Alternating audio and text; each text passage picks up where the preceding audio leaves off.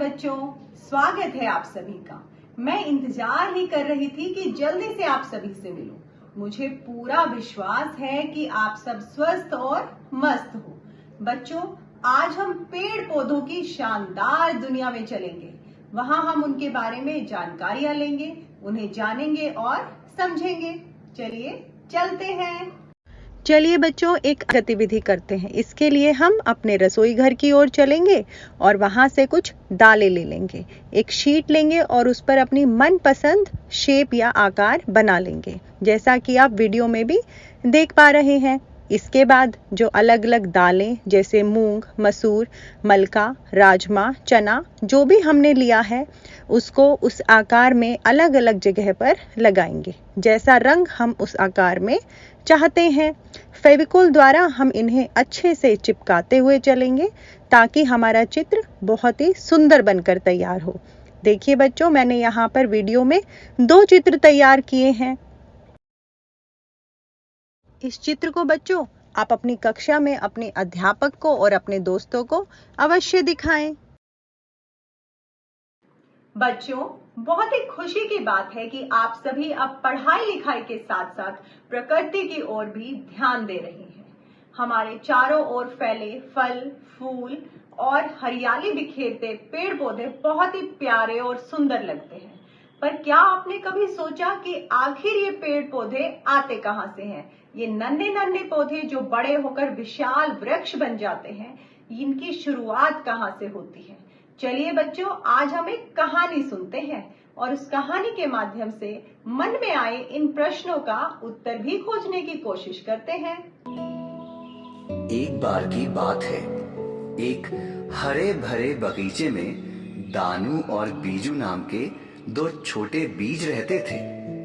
वो मिट्टी में एक दूसरे के साथ कुछ दूरी पर लेटे हुए थे और सूरज की गर्मी का मजा ले रहे थे। दानू बीजू की ओर मुड़ा और बोला, अरे बीजू, क्या तुमने कभी सोचा कि हम बहुत खास हैं, स्पेशल हैं? क्या तुम्हें मालूम है कि हमें खास क्या बनाता है? बीजू ने हैरानी से दानू की ओर देखा और बोला, अरे हम तो नन्हे नन्हे छोटे छोटे बीज हैं, आखिर हम में ऐसी क्या खास बात है? दानू मुस्कुराया और बोला, देखो बीजू, हम छोटे जरूर हैं, लेकिन प्रकृति में हमारी बहुत खास भूमिका है। हम कुछ ऐसी चीजों की शुरुआत करते हैं जिन्हें कोई सोच भी नहीं सकता।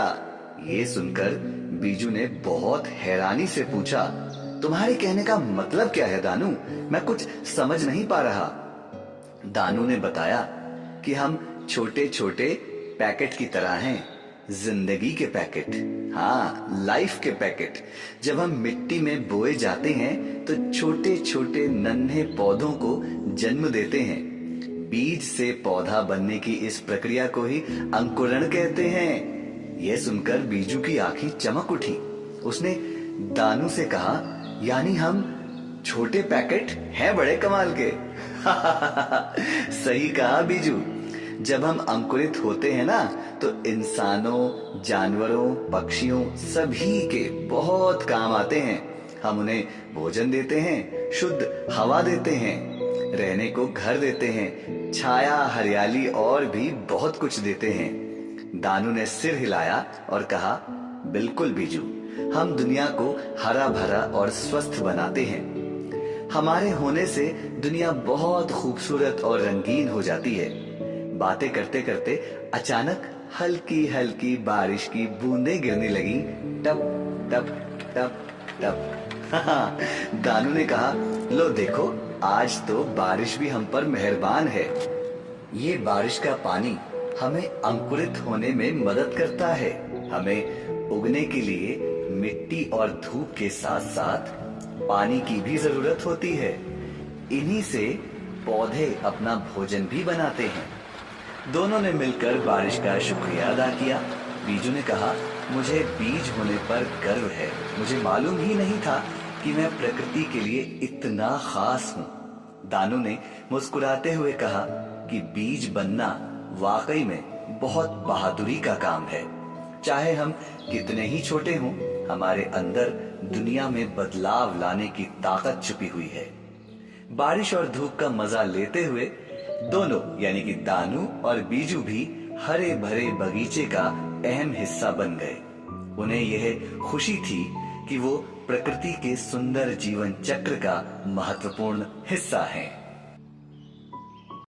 तो देखा बच्चों आपने, इतने बड़े बड़े विशाल वृक्ष और सुंदर सुंदर पौधे सभी हमें एक छोटे से बीज से मिलते हैं।